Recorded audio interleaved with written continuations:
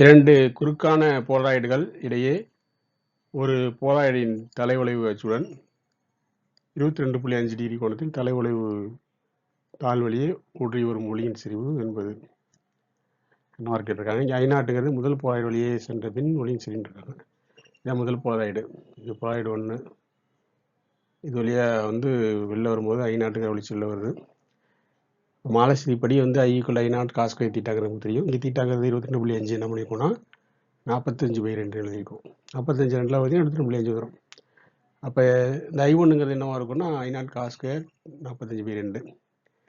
காரணம்னா இந்த அச்சு இருக்கு பாருங்க, இந்த இதுதான் புள்ளிக்கோட்டில் காட்டப்பட்டிருக்கு. இதுலேருந்து 22.5 டிகிரியில் அந்த போலாராய்டு வைக்கப்பட்டிருக்கு. வெளில வரக்கூடிய கதிர் உங்களுக்கு I1.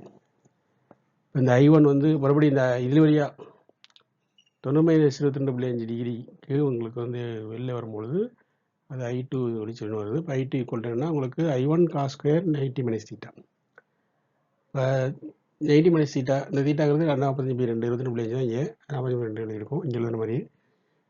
இப்போ உங்களுக்கு I1 பதிலாக என்ன பதிலாம், இந்த I0 cos ஸ்கொயர் 45 பதிலிடலாம்.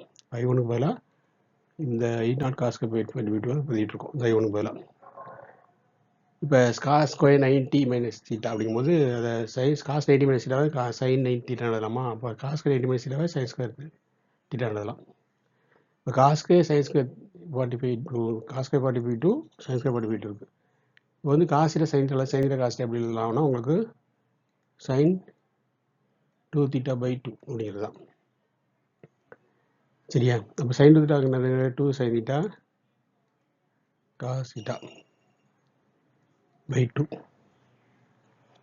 ஓகேவா? இதில் என்னென்னா உங்களுக்கு sin θ cos θ டேர்ம்ஸ் இருக்குது, அதுவும் ஸ்கொயரில் இருக்குது. இங்கே ஸ்கொயரை காமன் எடுத்தீங்கன்னா cos 45 sin 45 ஹோல் ஸ்கொயர் வந்துடும். தீட்டாங்கிறது 45.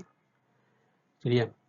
அப்போ நீங்கள் என்ன பண்ணலான்னா இதை 4 பெருக்கி 4 வகுத்தீங்கன்னா இந்த மாதிரி வரும். 4 பெருக்கி இருக்கும், 4 வகுத்துருக்கும். சரியா? இப்போ ஹோல் ஸ்கொயர்னு போட்டிங்கன்னா உங்களுக்கு என்ன ஆயிரும், 2 ஸ்கொயர் 4 ஆயிரும். 4 sin square theta cos theta. ஓகேவா? இங்கே 4 வந்துடும். இந்த டைம் ஃபுல்லாக வந்துடும். அப்போ இது எப்படி எழுதலாம்னா உங்களுக்கு சைன்ஸ் 2θ ஹோல் ஸ்கொயர் எழுதலாமா? இந்த டைம் ஹோல் டைம் உள்ளாமல் இந்த 1 இந்த 4 1/2 ஹோல் ஸ்கொயர் இங்கே வந்துடுது. அப்போ இது என்னது 2 sin cos θ sin 2θ whole square. தீட்டாங்கிற 22.5 2 பேருக்குன்னா 45 வந்துடும். அது 45. அதான் sin ஸ்கொயர் 45 வந்துடும். இந்த 1/4 இந்த I0 இருக்கிறதெல்லாம் 1 × I0 1/4னா I0/4 வருது. இப்போ sin ஸ்கொயர் 45 sin 45 1/√2 1/√2 ஸ்கொயர் பண்ணும்போது உங்களுக்கு 1/2 வரும். ஆல்ரெடி I0/4 இருக்குது இன்ட்டு 1/2 I0/8 வரும். ஸோ ஆப்ஷன் 3 I0/2 I0/8 என்பது தான் இங்கே சரியான விடையாக இருக்குது. அது தெரிவு 3 I0/8. நன்றி.